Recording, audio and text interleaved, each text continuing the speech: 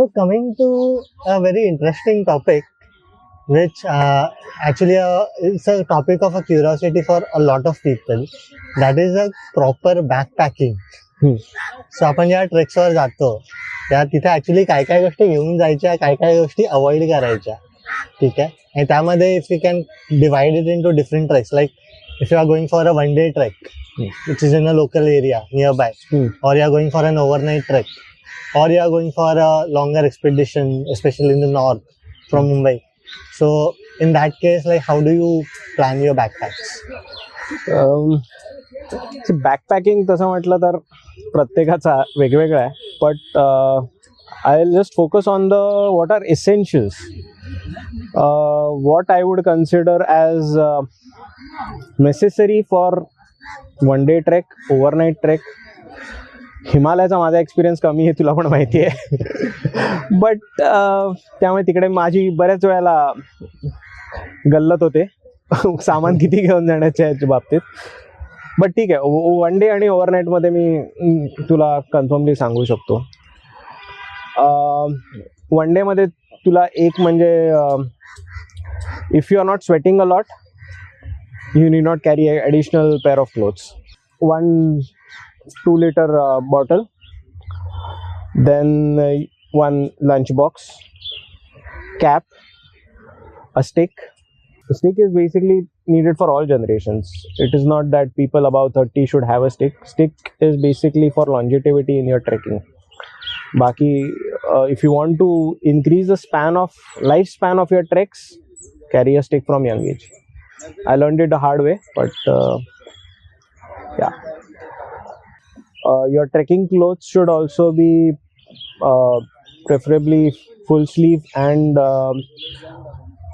loose trek pants.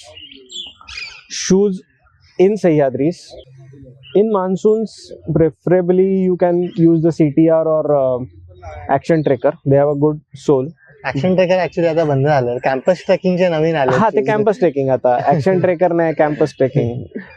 But I still use action tracking. हा, I still use them. माझ्याकडे आता campus आले, next time may be CTR वापरू आपण.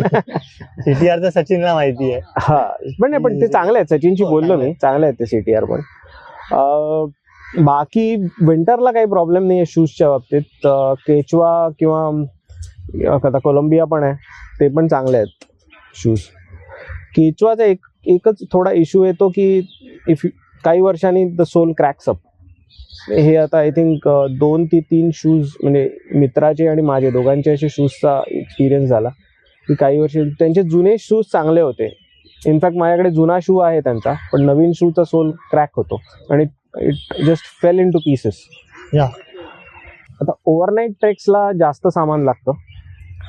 One डेचं सामान थोडं कन्वर्ट होईल तुमचं, म्हणजे स्टिक, म्हणजे तुमचे कपडे ते तर राहणारच. एक ॲडिशनल पेअर येणार फॉर क्लोथ्स, कारण तुम्ही जिथे जाणार तिथे झोपणार, ओव्हरनाईट आहे. स्लीपिंग बॅग जेवढी सह्याद्रीमध्ये जेवढी हलकी असेल तेवढी बरी, कारण सह्याद्रीत जास्त थंडी नाही आहे. आय मीन थंडी प्रत्येकाची वेगवेगळी आहे, पण हां, but I think 10 degrees would be sufficient. त्याच्या खाली जर तुम्ही घ्याला तर ती पण जड पण होत जाणार आणि रिक्वायर्ड नाही आहे. जेवढी बल्की पण नसेल तर बेटर होईल, कारण तुम्हाला तेवढं मुवमेंटला बरं पडतं. सह्याद्रीमध्ये नंतर झाडी असतात, झाडीतून मध्ये मधून जायला, आणि just if you go on offbeat treks तर मग त्या झाडी खूप असतात. त्यामुळे जेवढी छोटी बॅकपॅक असेल तेवढी बरी. ड्राय स्नॅक्स कॅरी करा. ड्राय स्नॅक्समध्ये पण तुम्हाला थोडं गोड पदार्थ असेल, म्हणजे जर तुम्ही सांजा किंवा लापशीचा वगैरे असं काही घेऊन असाल तर better. Fruits are the best, म्हणजे इस्पेशली वॉटरी फ्रूट्स, म्हणजे तुम्ही संत्री, मोसंबी, छोटं पपनस. ओके. कारण जेवढं पाणी इनटेक होईल सह्याद्रीत ते खूप गरजेचं असतं. ओव्हरनाईट ट्रेक्सला इलेक्ट्रॉल वगैरेची पण पॅकेट्स कॅरी करा, कारण सह्याद्रीमध्ये दिवसा आणि रात्री थंड असतं, पण आय मीन दिवसा इन द एकदम पहाटे, पण मधला जो वेळ असतो 10 ते 4 ह्या दरम्यान ऊन खूप लागतं आणि डिहायड्रेट खूप होतं. सो इलेक्ट्रॉल आणि हे पाण्याचे you need to have quite a good water intake त्याच्यासाठी. So that brings to our next topic actually, dehydration. But before coming to dehydration, I would like to ask one point, like regarding the clothing. आजकाल असा trend बघितला जातो treks वरती की usually people want to wear sleeveless, they want to wear shorts. So कितपत योग्य आहे ते? ते माझ्या मते तरी वापरू नकात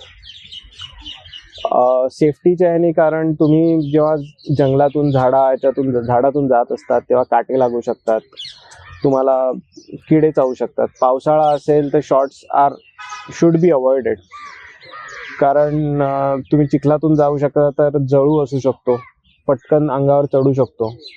फुल पॅन्ट्स असेल तर ॲटलिस्ट तेवढं शक्यता कमी होत जाते तुमची जळू चावण्याची. बाकी पण काही छोटे किडे वगैरे चावू शकतात. सो प्रेफरेबली लॉंग स्लीव्स पाहिजेत टी शर्ट्सला आणि फुल पॅन्ट. शॉर्ट स्लीव्स असले तरी पण चालतील, पण प्रेफरेबली. आणि मुख्यतः ऊन आपल्याकडे खूप आहे त्याच्यासाठी पण प्रोटेक्शन. उगाच ते सनस्क्रीन आणि लावण्यापेक्षा कॅप आणि क्लोथिंग मी या तुम्ही फुल्ली कवर्ड कशाला